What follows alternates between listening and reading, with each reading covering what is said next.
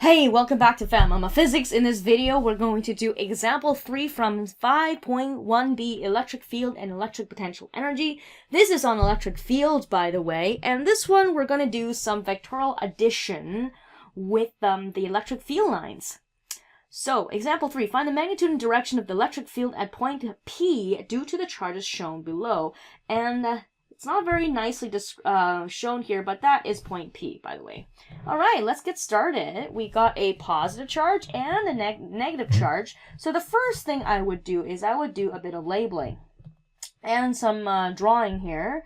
This positive charge I will label as maybe Q1, okay? And Q2 I will use for this negative charge over here. And to find the electric field at point P, we first need to look at what electric field would be produced by each of these charges at this distance far away. For positive charge, the electric field lines point to away from the charge. So if I had to draw this line, come on, work with me here, then this would point this way. The electric field will point downwards like that. So at P, the electric field due to Q1 is going to point down, or south for that matter. Okay, electric field due to 1. For a negative charge, the electric field lines around a negative charge point towards the negative charge. So at point P, the electric field lines due to Q2 is going to point towards Q2. So I'm going to label this E due to the electric field due to charge 2, which is negative. Which means the resultant electric field is probably going to be in this direction over here. And I probably need to figure out an angle and whatever that's going to look like. So I'm going to redraw this so that it looks so I can kind of work out the angle here. So I'm going to do, let's do this angle. So I'm going to draw my negative charge here and my positive charge. So that's due to E1, okay? And this is going to be due to E2. And so here's my resultant electric field. So I need to do a little bit Pythagoras here. So as long as I know what E2 is, I know what E1 is, I will be able to use Pythagoras to get my E total, which is just E1 squared plus E2 squared and taking the square root of the sum. Okay? And of course, I'm going to need to grab this angle at the end to help me figure out the direction of my electric field. Okay, so all that comes in due time. Let's calculate E1 and E2 first. E1 is going to be K times Q1, that charge, divided by that distance, which is 6 meters squared. So I can just go ahead and do that. Okay, and for K, I use 8.99 times 10 to the power of 9 in our data booklet.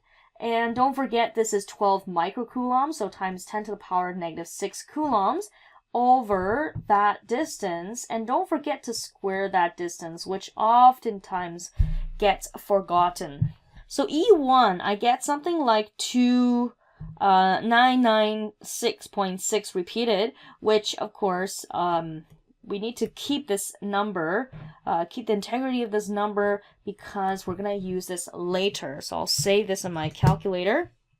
And then we'll calculate E2. This is going to depend on K, Q2 over R squared, and R is that distance, that's 4.5 meters. So putting in all these numbers, and again, I am not going to put in the negative 8 microcoulombs because I've determined the directionality of my forces already. I don't need to do it again with the charges. Okay, I get 3551.6 and some other trailing numbers. Newton per coulomb. Again, I'm going to store this number. And to get my E total, don't forget that we need to do some Pythagoras here. So taking the square root of each of these, which is, these ugly numbers, 2996 squared plus 3551 squared. And don't forget, when I'm actually putting this on my calculator, I'm going to use the unrounded values of these. I get this one as 4646.9, which I'm going to round to 4. How many is this? 2 sig figs. So 4.6 times 10 to the power of 3 Newton per coulomb. That's the units. And don't forget, we're not done yet. We need to figure out the directions here. So for calculating my angle, which I'll do in green, I need to use tan of E1 over E2 to give me that angle. So my angle is going to be the inverse tan of E1, which is 2996.6 repeated, and over 3551.6. And the units are going to cancel, so I'm not going to even bother putting that one in. And I get 40.1. 40.1. I get 40.1, which I'm going to round up to 40. And I'm going to put a dot because for 2 sig figs, I need to make that 0 significant by putting that dot. Degrees. Okay, so this is the important part. The important part is writing the directions. So 40 degrees, this is going to be south of east. South of east. And you might have noticed that in the answer key, it is the opposite angle, and which is fine. So what the answer is saying that, it could also be 50 degrees, but east of south. So this checks off with the answer as well, okay? And it doesn't matter which one you show.